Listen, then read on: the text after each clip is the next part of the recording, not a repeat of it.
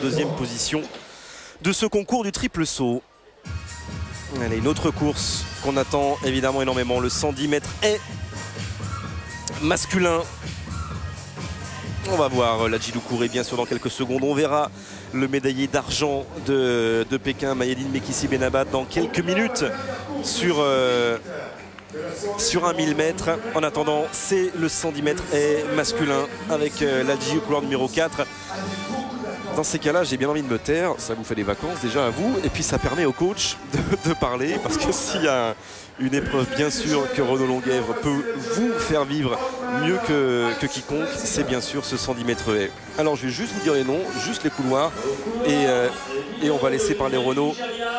L'Algérien Adjazib Othman Adjazib qui a partagé des séances techniques avec nous puisqu'il était au Qatar avec son entraîneur, et puis Selim Nouroudine, donc, qui est un garçon qu'on voit beaucoup sur les meetings français. Capetillo le cubain. Oui, Deron Capetillo, l'école cubaine, hein, ouais. L'école cubaine, on sait que elle est très forte avec Deron Robles, le champion olympique. Et Ladji au couloir numéro 4. Et Dosevi. Dosevi 5,82. Waouh, il a passé tout le corps au-dessus. Hein. Il aura encore un essai. Ladji Doucouré. Ladji Doucouré, on est reparti dans une course contre la montre avec les championnats du monde de Berlin en ligne de mire. Il faut grignoter sur le chrono, il faut continuer à se battre. Dimitri Bascou, c'est la jeune garde, on a une bonne densité autour des 13,50 et c'est très bien aussi pour Ladji. Borisov, il a été très fort en salle. Ouais, très fort en salle, un peu moins fort l'été. C'est vraiment un garçon qui a été médaillé mondial en salle, et puis l'été, alors c'est vraiment le vide hein, sur son palmarès. Samuel Coco-Villoin, on vous parlait de la jeune garde. Samuel, c'est vice-champion du monde junior, l'année dernière demi-finaliste olympique. Un petit peu plus difficile pour l'instant cette année, il a été un petit peu perturbé dans sa préparation. Et puis le copain d'entraînement de Ladji, Bano Traoré, sera à l'extérieur au couloir numéro 8. Bano en 2003, champion d'Europe junior, et puis voilà, il est en train de bosser. Comme tous les autres d'ailleurs, pour essayer d'intégrer le wagon de l'élite mondiale. Au couloir numéro 4 bien sûr, on va suivre Ladji Doucouré. 13,56 à New York, 13,73 à Berlin en Golden League, où il n'avait pas eu l'impression de courir, de ne pas s'appartenir corporellement, avait-il dit. 13,65 pour Ladji à Léria. Quatrième. Renaud, ça a été quoi le conseil aujourd'hui à Ladji? Non, le conseil à Ladji, c'est de ne pas s'occuper des autres et de rester concentré sur lui, sur sa course, pour chercher à rester solide. À Léria, il s'écrasait sur ses appuis. Vraiment, la clé, c'est d'être fort au niveau des chevilles. Il faut vraiment qu'il retrouve de la solidité au niveau de la zone qui est juste au-dessus de la cheville.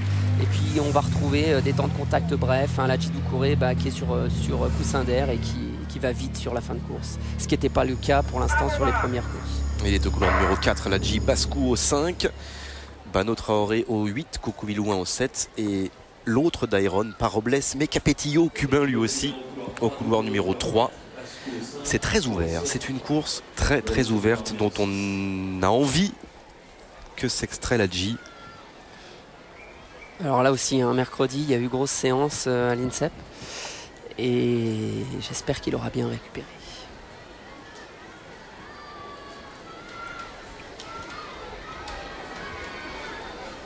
Couloir numéro 4, Ladji. Et comme sur tous les sprints depuis le début de la soirée, rappel du starter. Oui, ça va nous permettre de dire qu'à Léria, il y avait une petite innovation sur le règlement, puisque les courses n'avaient le droit à aucun faux départ, un peu comme dans le système universitaire américain. Et il n'y a eu qu'un seul faux départ, c'était dans la course B du 4x100 féminin par la française Myriam Soumaré. Donc ça s'est globalement plutôt très bien passé. Et il se peut vraiment que l'athlétisme évolue vers la règle de la natation, à savoir aucun faux départ autorisé. C'est pas une mauvaise chose. Il faut l'intégrer, c'est pas une mauvaise chose. Et ici c'est Bano qui aurait été disqualifié. Oui. Bano Traoré qui a fait ce faux départ. Oui, si le règlement avait été différent, je pense que Bano aurait fait de faux départ. C'est vrai. 10 est placé à 1,06 m de hauteur et il faut les franchir. Paris Racing avec 28 points et le ligne contrôle d'athlétisme avec 19 points et pour l'instant 3e. Daniel Dosevi, 3e tentative, 5,82 m. Allez, est-ce qu'on a le temps d'aller voir Daniel Dosevi? Momo Hassani aussi. On ira le voir juste après. Il va laisser filer les hommes sur les haies. Mais Daniel aussi attend. Oui, c'est 10 haies à 1,06 m pour Bascou. pour Doucouré, pour Coco Villouin, pour Traoré. On a relevé tout le monde. Qui va partir en premier? Allez. Alors comme il y a du bruit, les concurrents du 110 mètres préfèrent attendre les ordres du starter, les entendre, donc ils vont laisser Damien Dosevi sauter. C'est lui qui va sauter en premier. Allez, troisième essai pour lui, ce serait son record personnel, 5,82 m. C'est la hauteur de la barre pour Damien Dosevi. Allez, il manque pas grand chose encore une fois pour lui. Il l'emporte ce soir néanmoins devant Romain Ménil avec une perche à 5,70 m. Confirmation que derrière Renaud Lavillenie qui emmène tout le monde, la perche française va bien. Et on se retrouve au départ. Attention. Ladji Doucouré est toujours couloir numéro 4. Dimitri Bascou qui est juste à la droite de Ladji est un très bon partant.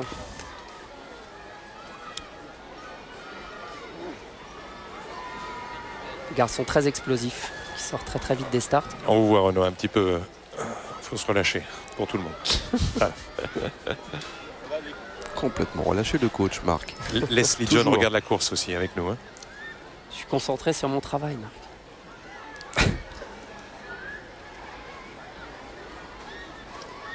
Et Ladji, lui, est concentré sur sa course à venir. Allez, faire descendre le chrono.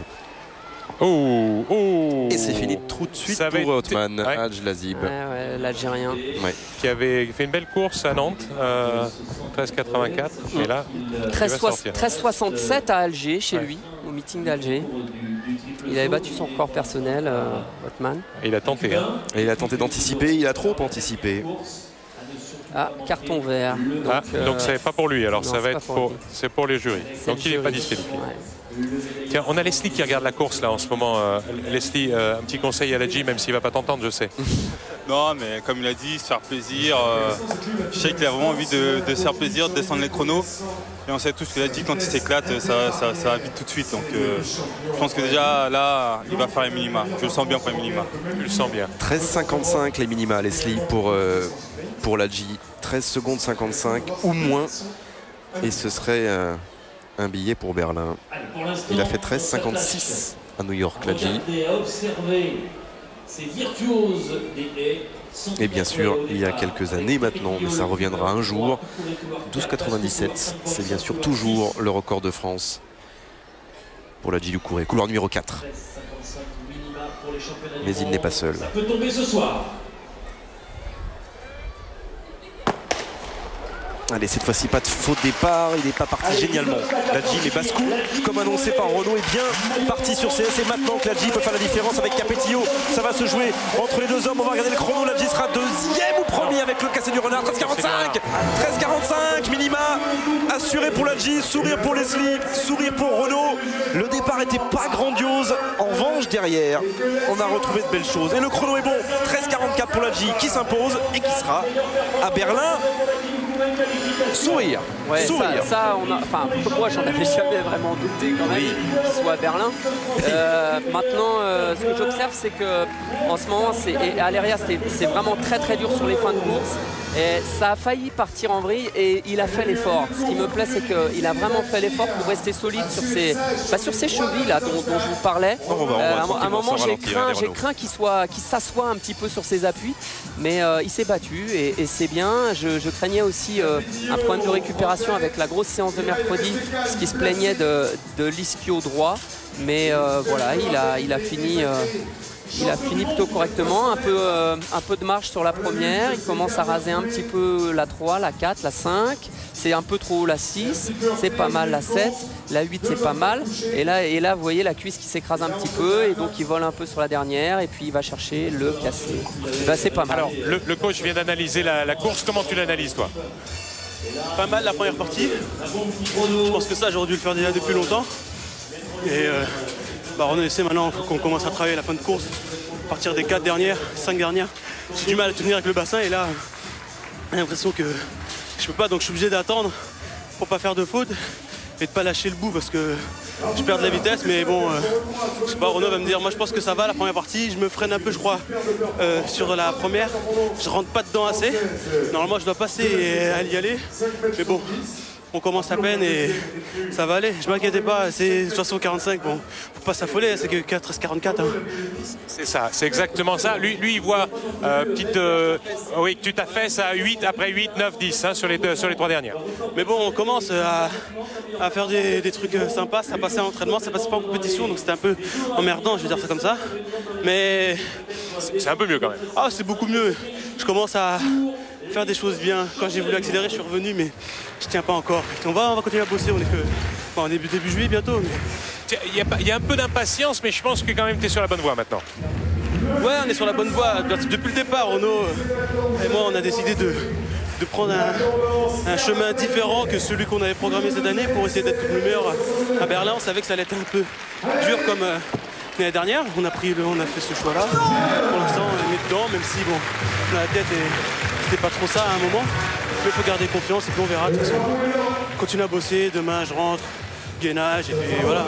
Gainage et puis replaisir. J'aime bien te voir avec le sourire. En tout cas, c'est mieux que ces dernières courses. Et ça, c'est un vrai plaisir, un vrai bonheur. Leslie disait, il faut qu'il se fasse plaisir. Tu t'es fait plaisir un peu. Ouais, quand même.